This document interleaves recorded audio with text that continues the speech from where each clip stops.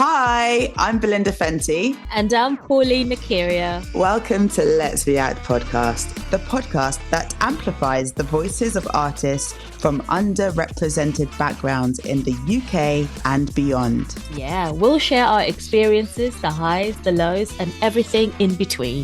From addressing underrepresentation to celebrating diverse, rich stories. Join us on this journey as we react to the world around us and inspire change in the industry.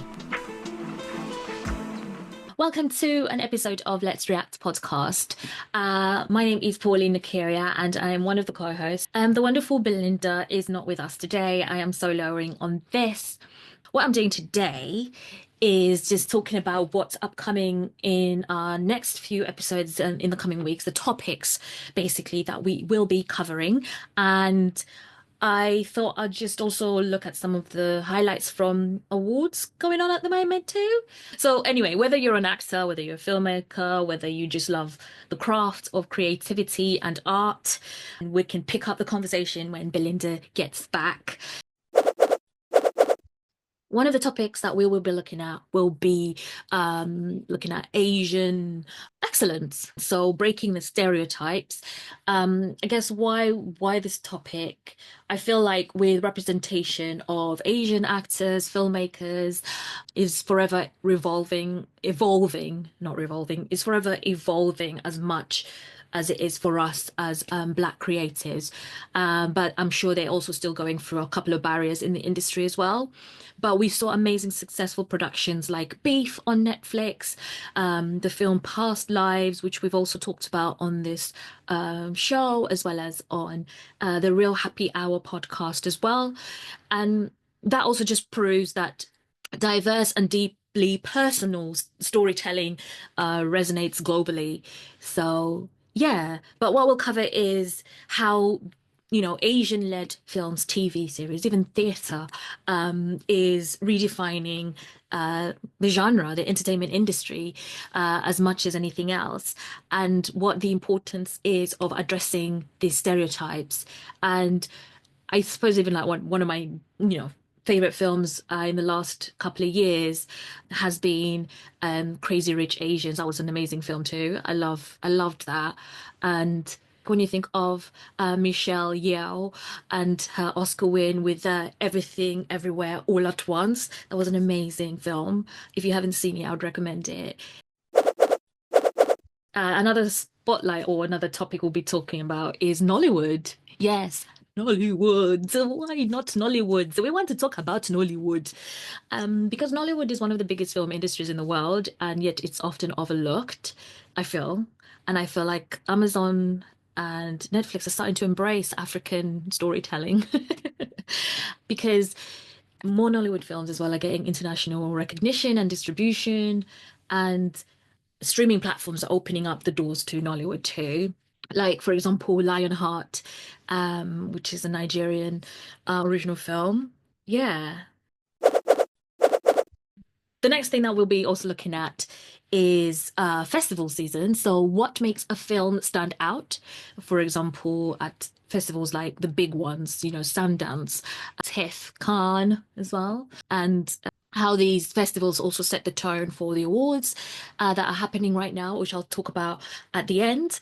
So they highlight the hidden gems, the things that people didn't really quite expect. I think the great thing about Sundance, I think, because it was started by Robert Redford, I believe he was was it Robert Redford? One of the founding members. And basically, it's to focus more on indie films as well. Like, as a, independent filmmaker, it is something to be said, to have a festival where you can just make something and you can showcase it there.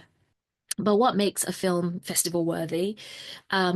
What's the power of independent films, especially for new filmmakers, and how do they help them challenge mainstream Hollywood?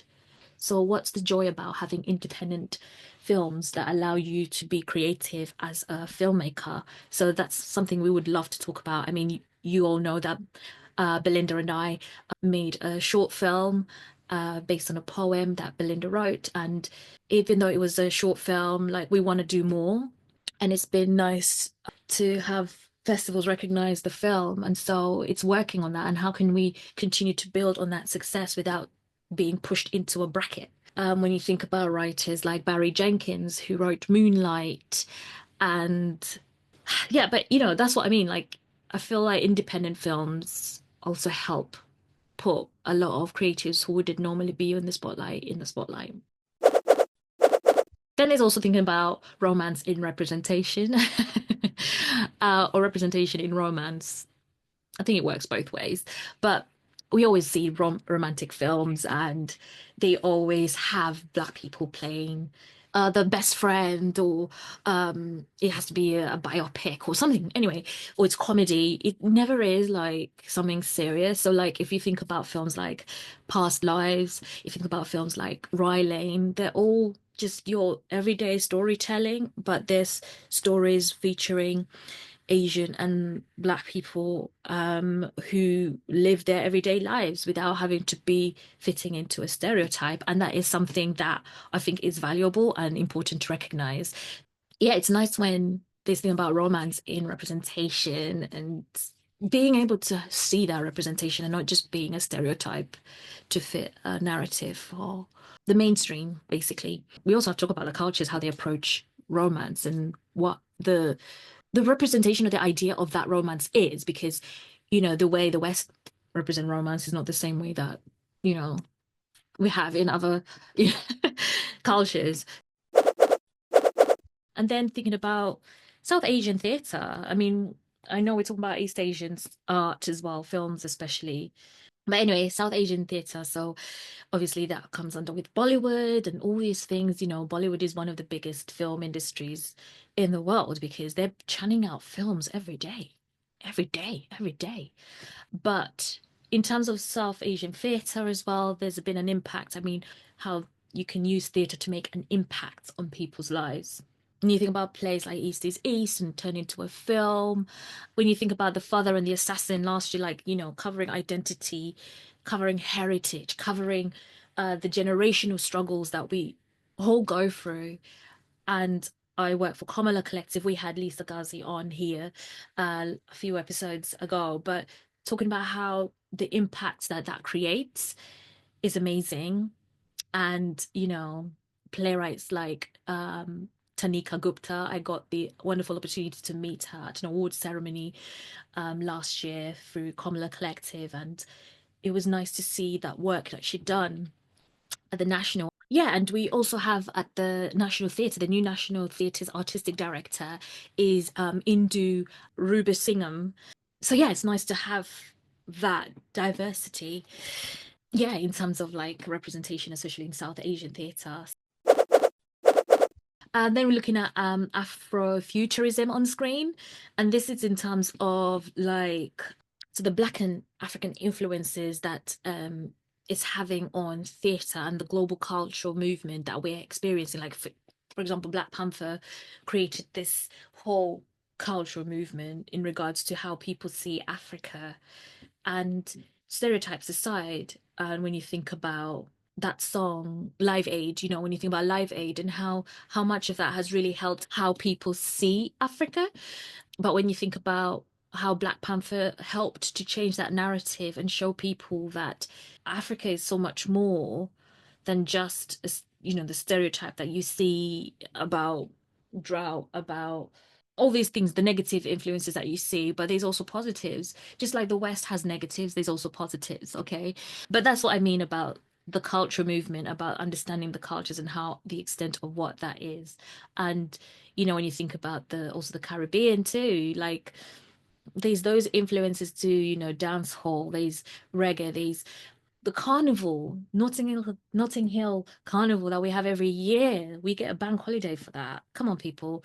Well, we get a bank holiday because there's bank holidays, but that falls on bank holiday. But the number of people and how much that draws to the culture of London. So yeah, that's what I mean of Afrofuturism. So not just the influences that it has in our personal lives, but on screen and on stage. And then, of course, women behind the lens. I talked about women in the entertainment industry and how the struggle is, but also behind the lens and how that changes everything. So, women directors are making huge waves, but they still face the barriers and the recognition. We have Ava DuVernay, Gina Prince Bythewood. I mean, Gina Prince Bythewood brought us The Woman King. Ava DuVernay brought us, Selma. About, she's done so much. And then obviously Ama Asante too. They're proof that stories told by women of color are essential. And then when they announced, the book Children of Blood and Bone being turned into a film, and you're excited. I'm excited to see because there's a female director behind it. Having a woman direct something that is about women makes also a difference because it's how we see it and how we want to be seen too. They understand that. So, yeah. So we want to talk about the rise of women in directing and producing and the importance of telling stories from the female gaze, or from the female perspective, female stories. And that's one of the things that Kamala does, Kamala Collective. And then culture fusion stories as well. And why this topic? Because films like My Big Fat Greek Wedding, Everything All at Once, Monsoon Wedding, Slumdog Millionaire, how these films show how cultures mixing and cultures coming together can also affect how we see these stories on screen, and how that helps us understand each other and how that helps us connect with each other. The language, the identity, the diaspora storytelling, all these things come together and make us realize our lives. And that's what art is. So culture fusion stories too, thinking about those things and how they make a difference in our world, is important. Obviously, award season is happening right now, with the Golden Globes having happened, Critics' Choice Awards, and then Beyonce winning Cowboy Carter Album of the Year, a category that was last won by a Black woman back in 1999, Lauryn Hill. Anyway, let's not get into that. But this is what I mean about focusing on representation, on why it matters and the impact that it has on us. So yeah, those are the topics that we'll be covering in the upcoming episodes. So yeah, if you have any thoughts, it'll be great to hear them. If you want to come on the podcast as well to talk about it, or if you know someone who'd be great for that topic, please give me a shout. Let us know. info@letsreactpodcast.com, or go on our social medias, Let's React Podcast. But see you next time, and Belinda will be back with me and we'll be diving deeper into these topics. Have a good one.